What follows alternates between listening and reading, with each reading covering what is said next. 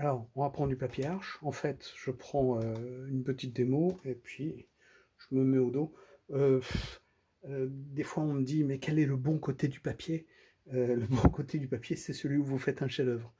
Et le mauvais côté du papier, c'est généralement ce que vous pensiez être le meilleur côté du papier, où vous aviez fait votre premier jet et comme c'était, vous vouliez justement faire un chef-d'œuvre, et ben ça a fait quelque chose d'un peu torturé, de très laborieux. Et puis après, vous vous êtes lâché et du coup, ça fait un chef-d'œuvre.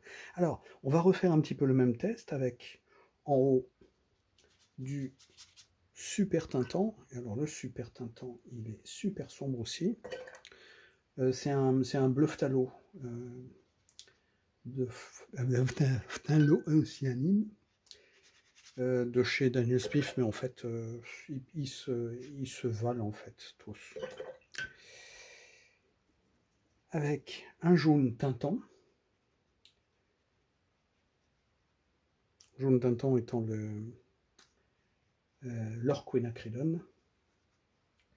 Voilà, et vous avez vu que ça nous donne un vert sombre avec les deux.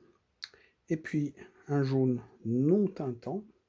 On va même faire une petite séparation, histoire que... Alors jaune non tintant, mais avec du bleu tintant dans le fond de mon pinceau. Vous avez vu qu'il teinte beaucoup, ce bleu-là. En fait, les teintures, elles sont très agressives. Alors, d'un côté, c'est bien parce qu'on n'en met pas beaucoup pour avoir plein de couleurs. De l'autre, et là, du bleu non tintant. Donc, on va laisser un petit espace là. Ça va pas durer très longtemps. On va même pas le laisser parce que c'est pas la peine. Voilà. Et donc, on va refaire ça. Donc, on a vu qu'on n'avait pas besoin d'avoir une brosse, simplement un pinceau. Donc là, je vais le faire quand il est encore assez frais. Pas assez frais, c'est pas lui qui va payer. Hein. Et on voit que bon, ça marche plutôt bien. Puis on va poursuivre notre... voilà. Donc je remouille, je re-rince mon pinceau, et puis je l'assèche un petit peu. Asséchons-le un petit peu, et reprenons de la couleur. Donc ça reprend bien de la couleur. Mais il en reste quand même un peu. Voilà. Parce que ça, c'est pas du papier cellulose. Alors on essaye d'enlever encore un petit peu. Voilà. Et là, je vais sécher énormément pour essayer de reprendre la goutte qui est partie. Donc on y arrive quand même parce que c'est frais. Mais voilà. Alors lui, il est très liquide puisque je viens de lui mettre beaucoup trop d'eau. Donc du coup, je vais assécher un petit peu le pinceau et puis je vais tenter de reprendre quelque chose. Et vous avez vu que le premier coup de pinceau, puis même le deuxième, parce que là, voilà, il faut qu'on récupère cette goutte-là parce que sinon elle va nous embêter tout partout. Et je ne veux pas qu'elle m'embête tout partout. Donc je reprends encore pour essayer de, tout en ne mettant pas trop d'eau parce que sinon, voilà. Et je vais progressivement, à chaque fois j'essuie mon pinceau pour qu'il ait soif et qu'il reprenne un maximum de couleur.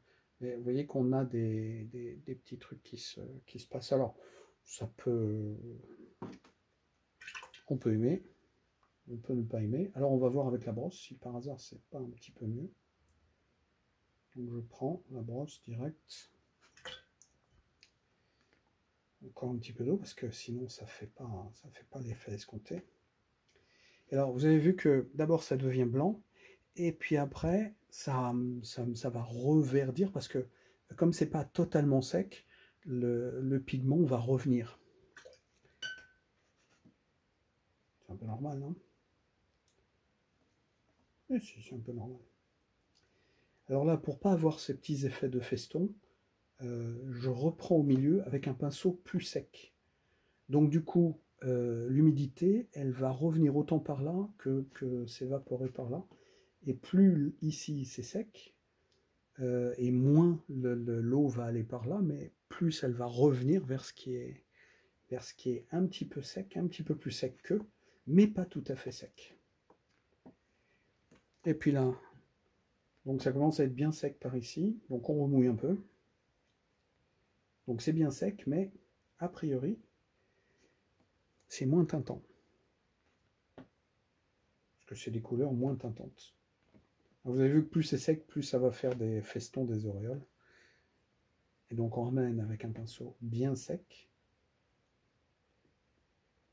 Et on voit que, ah ben voilà, si on ramène avec un pinceau bien sec, on arrive ici pratiquement au blanc.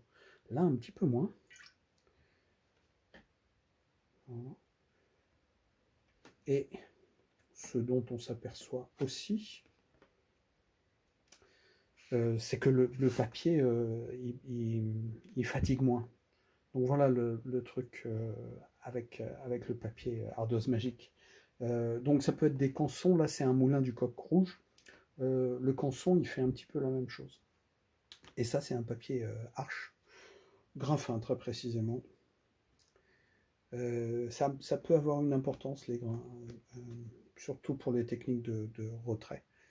Donc voilà, donc en fait, on va mieux maîtriser sur ce papier-là que sur celui-là. Et vous avez vu que là, ça a beaucoup plus pâli qu'ici. Peut-être qu'il y en avait moins, mais surtout, c'est beaucoup plus rentré dans le papier.